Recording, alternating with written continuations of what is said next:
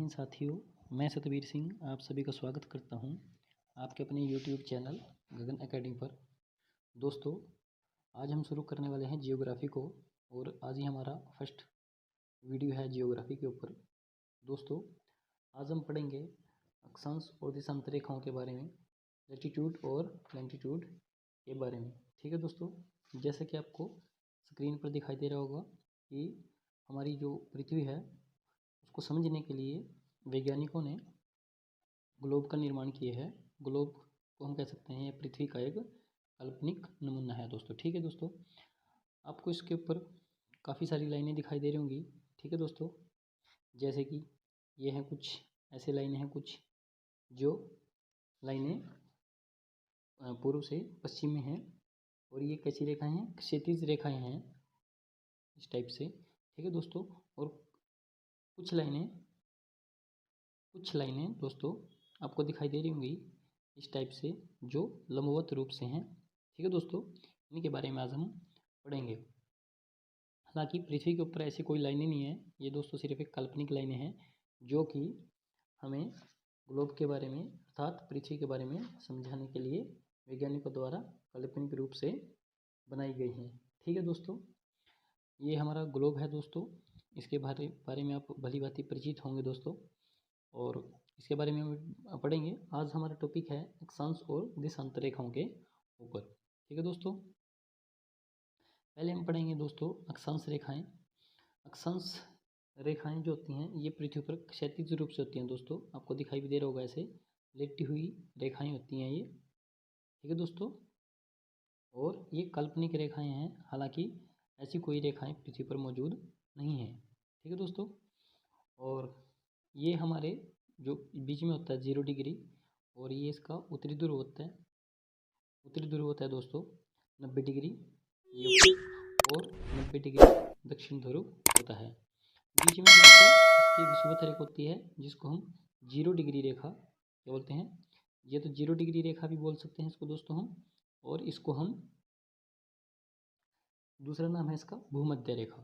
क्या नाम है दोस्तों? भूमध्य रेखा। इसका नाम है दोस्तों भूमध्य रेखा।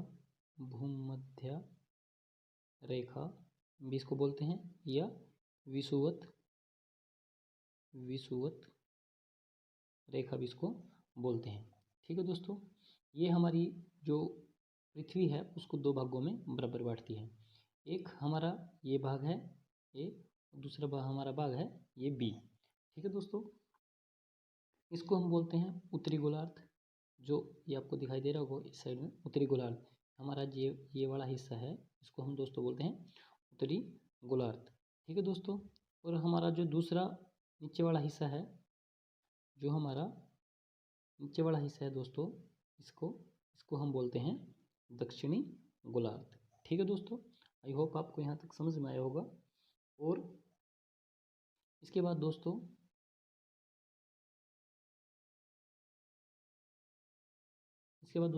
जो ये लाइनें हैं ये जो लाइनें हैं ये पूरी 90 लाइनें होती हैं। ठीक है दोस्तों, 90 लाइनें ऊपर होती हैं विषुवत रेखा से, और 90 लाइनें नीचे होती हैं विषुवत रेखा से। ठीक है दोस्तों, और कुल मिलाकर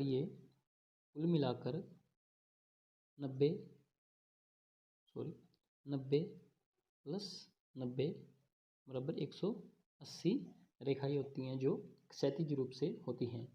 अक्षांश रेखाएं बोलते हैं जिनको, और इसको ही हम क्या बोलते हैं, लैटिट्यूड। ठीक है दोस्तों, 180 होगी प्लस 1, ये जो एक विषुवत रेखा होती है दोस्तों, एक जो विषुवत रेखा होती है इसको भी ऐड करके ये टोटल होती है हमारी 181 रेखाएं। ठीक है दोस्तों, और ये क्षैतिज रूप से हमारी पृथ्वी के ऊपर होती हैं। परंतु कई वैज्ञानिक बोलते हैं दोस्तों, कई वैज्ञानिक क्या कहते हैं कि जो 90 डिग्री की लाइन है वो एक बिंदु है। क्या है दोस्तों? वो एक बिंदु है, न कि लाइन। तो अगर उन दोनों को मैं छोड़ देता हूँ, जैसे ये नीचे वाली है और ये ऊपर वाली है, तो 181 में से हम 2 को गिटा देंगे, क्योंकि ये इसको मानते हैं कि 90 डिग्री की जो लाइन है वो लाइन नहीं है, वो एक सिर्फ बिंदु है। तो ये आपके पास बचेंगी 179 179। ठीक है दोस्तों। अब आप सोच रहे होंगे कि पेपर में 181 फिल करें या 179 फिल करें। तो दोस्तों इन दोनों में से एक ही ऑप्शन आपको पेपर में मिलेगा। अगर ये दोनों पेपर में ऑप्शन हुए तो बच्चे हाई कोर्ट पहुँच जाएंगे कि हमारा तो ठीक है, तो वैकेंसी हो जाएगी खराब। तो इस कारण इसको या तो आपको 181 मिलेंगी या आपको 179 रेखाएं मिलेंगी। ठीक है दोस्तों, ये होगी रेखाओं की बात। इसके बाद आता है दोस्तों, इनके बारे में मैं आपको कुछ बातें बता देता हूँ दोस्तों, कि ये जो लाइनें हैं, जो ये विषुवत रेखा है, ये जो विषुवत रेखा है ये सबसे लंबी लाइन है, सबसे लंबी सबसे लंबी रेखा है विषुवत रेखा। ठीक है दोस्तों, सबसे लंबी रेखा है विषुवत रेखा। उसके बाद आता है दोस्तों सबसे लंबी अक्षांश रेखा भी आप इसको बोल सकते हैं। ठीक है दोस्तों, ये समानांतर होती हैं, ये जो रेखाएं होती हैं ये एक दूसरे के समानांतर होती हैं, ऐसे ऐसे करके ये एक दूसरे के समानांतर होगी, जैसे कि आपको इमेज में दिखाई भी दे रहा होगा। ठीक है दोस्तों, और जो दो देशांतर रेखाएं होती हैं दोस्तों, जो दो देशांतर रेखाएं होती हैं उनके बीच की जो दूरी है दोस्तों, उनके बीच की दूरी, जैसे एक ये रेखा ले ली आपने और एक ये रेखा ले ली, या आप इसको ऐसे इसको ले सकते हैं, इसको ऐसे ले सकते हैं। तो इनके जो बीच की दूरी होती है दोस्तों वो होती है 111 किलोमीटर। ठीक है दोस्तों, एक वैज्ञानिक था जिसका नाम था गोरे। क्या नाम था दोस्तों? गोरे नामक वैज्ञानिक ने ये बात बताई थी कि इनके बीच की जो दूरी होती है वो कितनी होती है दोस्तों? 111 किलोमीटर। आप ये भी कह सकते हैं कि 1 डिग्री, आप इसको ऐसे बोल सकते हैं दोस्तों कि 1 डिग्री, 1 डिग्री किसके बराबर होता है हमारा? 111 किलोमीटर के बराबर होता है, क्योंकि ये दोनों जो रेखाएं हैं वो 1 1 डिग्री पे होती हैं, तभी तो ये 90 डिग्री होता है दोस्तों, ऊपर नीचे।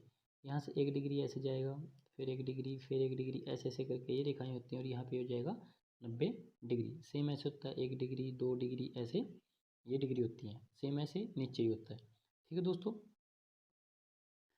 ऐसे करके ये टोटल 180 प्लस भूमध्य रेखा या विषुवत रेखा या 0 डिग्री रेखा को मिला के ये बन जाती हैं आपकी 181 रेखाएं। ठीक है दोस्तों, उसके बाद ये होता है जो सबसे छोटी रेखा होती है दोस्तों, जो सबसे छोटी रेखा है, सबसे छोटी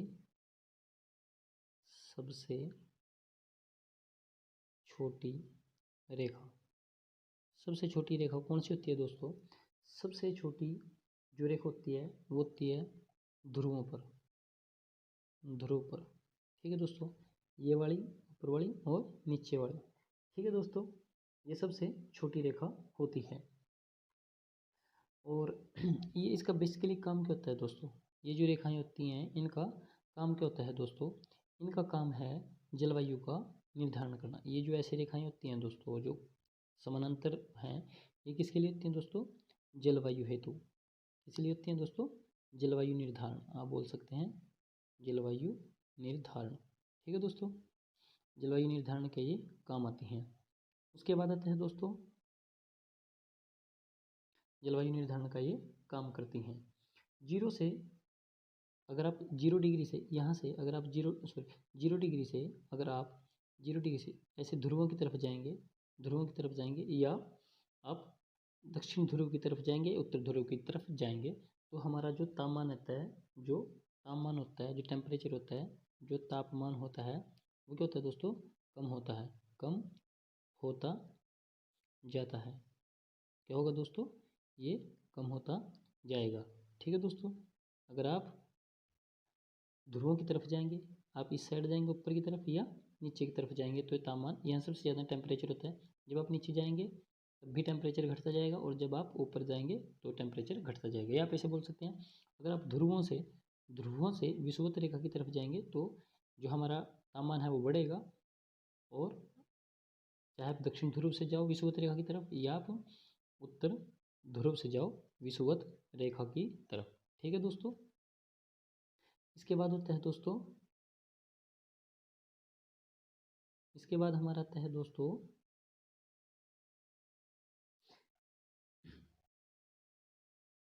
जो दो रेखाएं होती हैं दोस्तों, दो रेखाओं के बीच की दूरी, ऐसे जैसे दो रेखाएं कोई भी है, जैसे 51 डिग्री 52 डिग्री, या आप कह सकते हैं 70 डिग्री 71 डिग्री।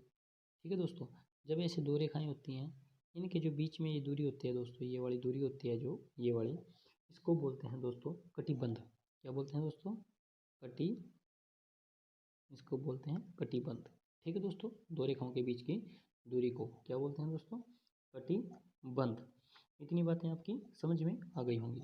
उसके बाद होता है दोस्तों हमारा कि इस पर एक आपने देखा होगा, ये 23.5 डिग्री लाइन है यहाँ पे बनी हुई है, 23.5 डिग्री लाइन, जिसको हम बोलते हैं कर्क रेखा। क्या बोलते हैं दोस्तों? कर्क रेखा।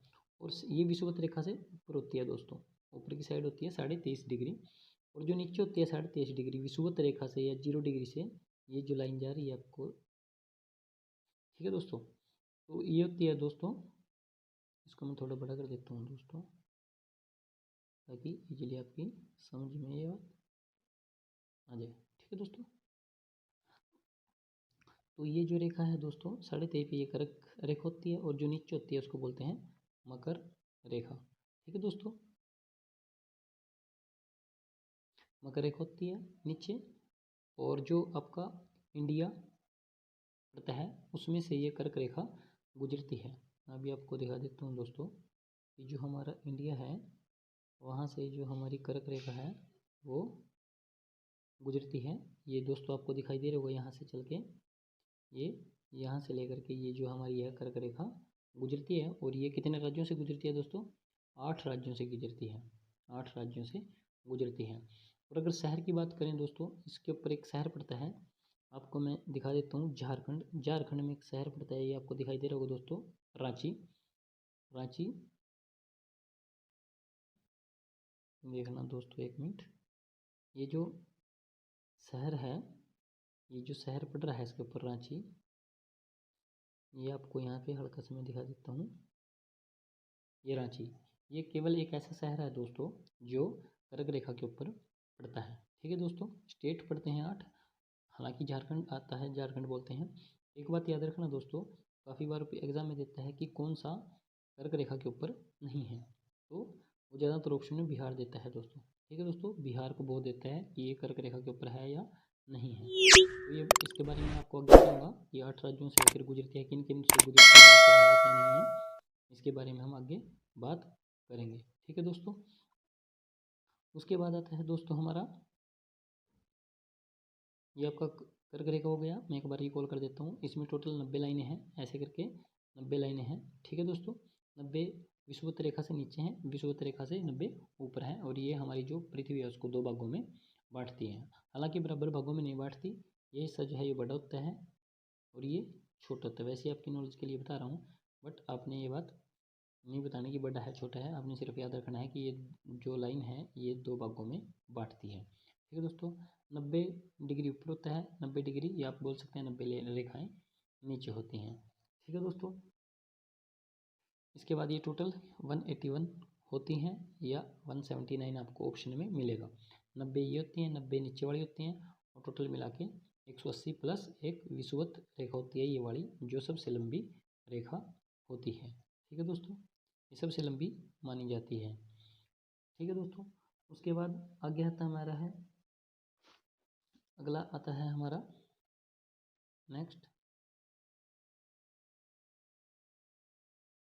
नेक्स्ट हमारा आता है देशांतर रेखाएं। क्या होता है दोस्तों? देशांतर रेखाएं, ये इसको हम लॉन्गिट्यूड बोलते हैं।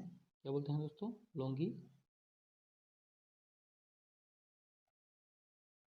लॉन्गिट्यूड इसको हम बोलते हैं, उसको बोलते थे लैटिट्यूड। ये होती हैं दोस्तों लंबवत रेखाएं। ये कैसी रेखाएं होती हैं दोस्तों? लंबवत, लंबवत। ये देख रहे होंगे आप, ऐसे ऐसे करके, ऐसे ऐसे ऐसे ऐसे ये लंबवत रेखाएं खींची गई हैं। ठीक है दोस्तों, ये लंबवत होती हैं, वो क्षैतिज होती हैं। उसके बाद होता है दोस्तों, ये जो प्रत्येक रेखा होती है, ये प्रत्येक रेखा जो है, एक रेखा ऐसे ऐसे करके किसी भी एक रेखा को अगर लें तो ये करती है अर्धवृत्त का निर्माण, अर्धवृत्त का निर्माण करती हैं दोस्तों ने। ठीक है दोस्तों, अगर दो मिलेंगी, एक एक रेखा, एक देशांतर रेखा, आप ऐसे बोल सकते हैं, एक देशांतर रेखा, एक देशांतर रेखा अर्धवृत्त का निर्माण करती हैं। अगर दो रेखाएं मिल जाएंगी तो ये पूर्ण वृत्त बना देंगी। ठीक है दोस्तों, आई होप यहाँ तक आपकी समझ में आया होगा। जो ये इसका ऊपर का हिस्सा होता है दोस्तों, ये जो इसका ऊपर का हिस्सा होता है,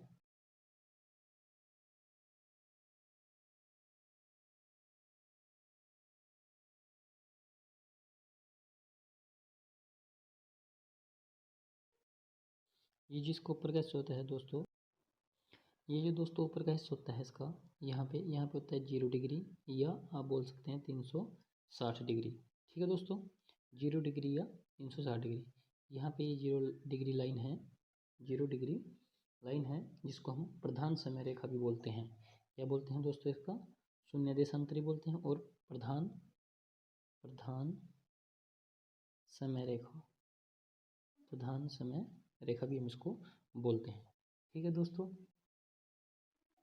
और इनकी जो कुल संख्या होती है, कुल संख्याएं ये 360 होती हैं दोस्तों। कितनी होती हैं टोटल? 360, क्योंकि 180 इस साइड में होती हैं दोस्तों, 180 और 180 इस साइड में होती हैं, तो टोटल ये होती है हमारी 360। ठीक है दोस्तों, इसके बाद बात करें अगर हम आगे,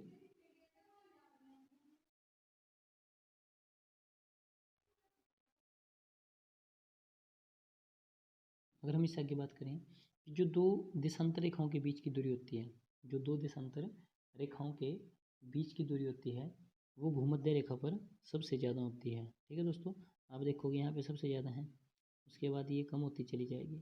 ठीक है दोस्तों, ऐसे ऐसे ऐसे ऐसे करके चाहे आप ऊपर जाओ या नीचे जाओ, और ये हमारी पृथ्वी को पूर्व और पश्चिम में बांटती है। ये पूर्व है साइड, ये पश्चिम है, और जो हमारी अक्षांश रेखाएं थी वो हमारी पृथ्वी को उत्तर और दक्षिण में बांटती थी। ठीक है दोस्तों, ये पूर्व और पश्चिम में बांटती है, इसको क्या बोलते हैं? देशांतर रेखाएं बोलते हैं।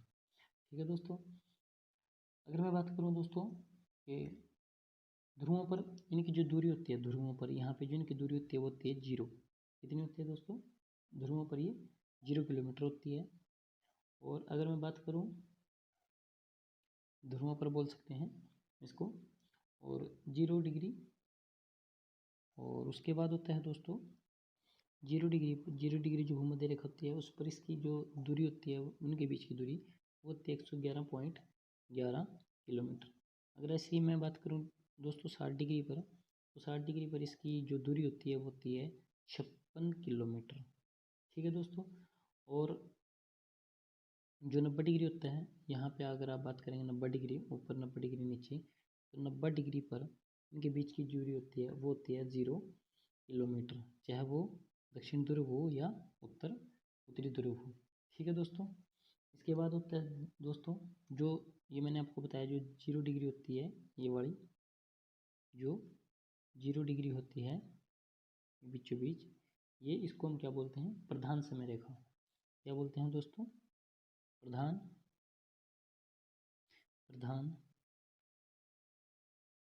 इसको बोलते हैं प्रधान समय रेखा।